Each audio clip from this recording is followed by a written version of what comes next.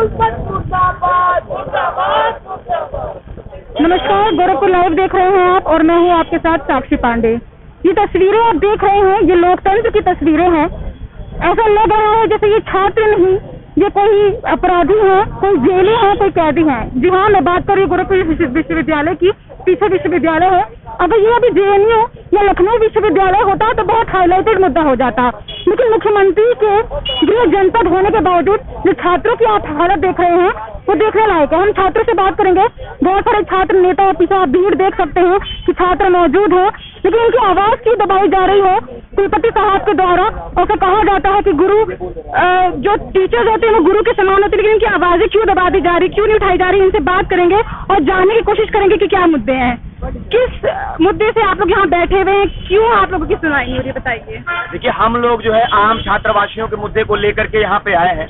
जो छात्रवासियों को Covid protocol के चलते उनको यहाँ से बेघर कर दिया। थोड़ा सा आगे अगर हो जाते तो मैं आपसे रिक्वेस्ट कर रही थी। जी, अब बताएं।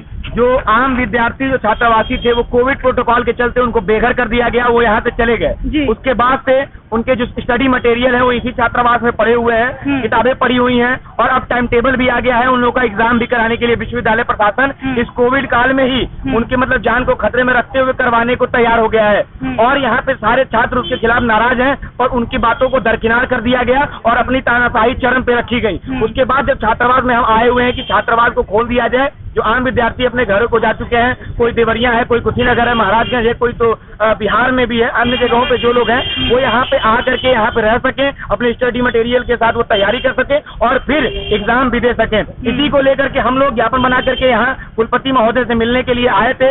इसके साथ साथ अन्य भी हमारी बहनें बैठी हुई हैं जिनका PhD का मामला है, गलत तरीके से उन लोगों को रिजर्वेशन में रोका गया है और भी महिला छात्रावास का भी मामला है। इन सारे विषयों को लेकर के जब हम लोग यहाँ पे आए, इस प्रशासनिक भवन के यहाँ इस गेट के पास पहुंचे ही थे, तभी यहाँ के जो गार्ड हैं वो दौड़ करके आकर के, आप ये देख सकते हैं, कैमरामैन से भी दिखा सकती हैं, ये ताला लगा दिया गया और तुरंत ताला लगा दिया गया ताकि हम अपनी आवाज को, आम विद्यार्थियों की आवाज को प्रशासनिक भवन तक ना पहुंचा सके और हम लोग यहीं से लौट जाए। तो इस तरीके का जो तिरस्कार हम लोगों के साथ किया जा रहा है, एक आम विद्यार्थी होने के नाते हम लोग का यहाँ पूरा अधिकार है कि हम लोग विश्वविद्यालय कैंपस में भी जा सके और प्रशासनिक भवन में भी आ सके अपनी आवाज को उठाने के लिए। पर ये हम लोग को देखते हुए ऐसा लग रहा है कि हम दंगाई हैं, हम चोर हैं, हम गुंडे हैं, हमें मजबूर किया गया है कि हम यहाँ से दीवार कूद करके आए हैं। हम लोगों के पैर में कुछ लड़कियां भी हैं जिनके पैर में मोच तक आ गया अपनी बात को पहुंचाने के लिए, पर इस विश्वविद्यालय प्रशासन के कान में जू भी नहीं रेंग रहा है। हम लोग आधे घंटे से ऊपर से यहाँ बैठे हुए हैं और कोई भी जिम्मेदार व्यक्ति यहाँ अभी आने के लिए भी तैयार नहीं। देखिए, एक तरफ तो हम बात करते हैं कि छात्रों की बात को सुना जाना चाहिए, और मैं दूसरी तरफ आपको बता दूं अगर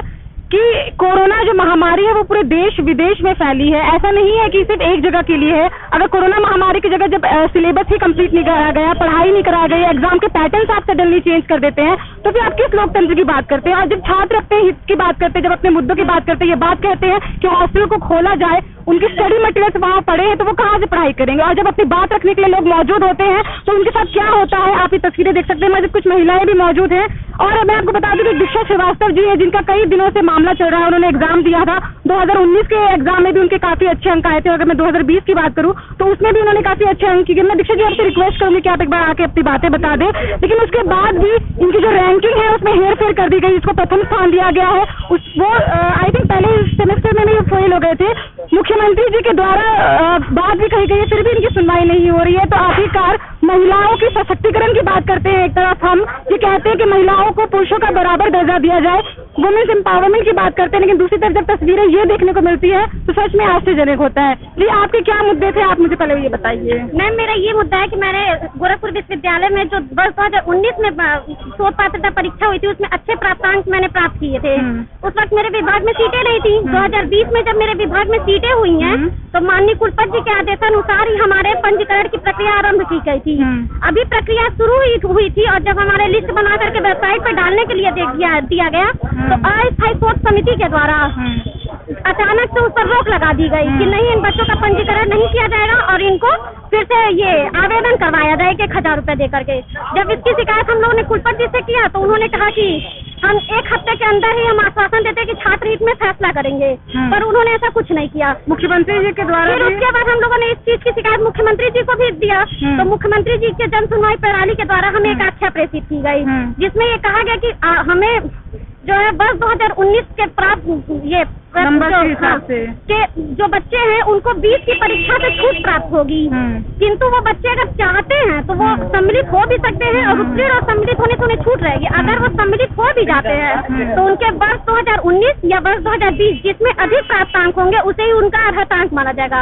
अब जबकि मैंने 2020 में भी पेपर दे दिया है और उसके हर एक चरण को मैंने क्वालिफाई किया है, तो ये विश्वविद्यालय मुझे 9 प्रवेशित अभ्यर्थियों की सूची में स्थान तो दिया है, मेरा प्रवेश तो दिया, लेकिन मुझे रैंकिंग में आपकी गड़बड़ी, मेरी रैंकिंग सेकंड रैंक हमको प्रदान किया गया और जबकि फर्स्ट रैंक जिस लड़के को दिया गया वो वर्ष 2019 की परीक्षा में मुझसे कम। ये सिर्फ लापरवाही की तस्वीरें आप देख सकते, किसी की लापरवाही, और प्रशासन चाहता तो इसे सही कर सकता था, लेकिन सिर्फ लापरवाही सामने आ रही है। जो लड़के को प्रथम स्थान दिया गया वो वर्ष 2019 की परीक्षा में मुझसे कम प्राप्तांक प्राप्त किए हैं तथा 20 की परीक्षा में प्रथम चरण में ही अनुत्तीर्ण है। तो आपने कुलपति से बात की? कुलपति तो हमारे मिलते नहीं है, लेकिन मैंने यहाँ के जितने भी बड़े अधिकारी उन लोग तक से के माध्यम से अपनी बात कुलपति तक पहुँचाई कि मेरे भी वर्ष 2019 के प्राप्तांक को ही मान्य किया जाए और मुझे सूची में प्रथम स्थान दिया जाए, किंतु 2 महीने हो गए आज तक मेरे पे कोई चक्कर लगा के थक गए जी, आपकी कोई सुनवाई नहीं हुई अभी तक। देखिए, एसी के कमरों में बैठ के और बच्चों से ना मिलना बहुत आसान है, लेकिन यहाँ जितनी गर्मी पड़ रही है और जिस तरह से ये छात्र यहाँ पे धरना दे रहे हैं और अपनी आवाज को बुलंद करने का काम कर रहे हैं, ये बहुत मुश्किल है। इनकी आवाजों को जरूर सुनना चाहिए। और पिछले कई बार हमने कई संविदा कर्मियों से भी हमने बात की थी, उन्होंने कहा कि कई महीनों से उन लोगों को सैलरी भी नहीं प्रोवाइड की गई है। तो इतने सारे मुद्दे सिर्फ एक विश्वविद्यालय से अगर उठेंगे तो लोग सवाल उठाएंगे ही। और भी कुछ महिलाएं मौजूद है, वो भी अपनी कुछ बात रखना चाहती हैं। जी, क्या बोलना है आपको, बताइए।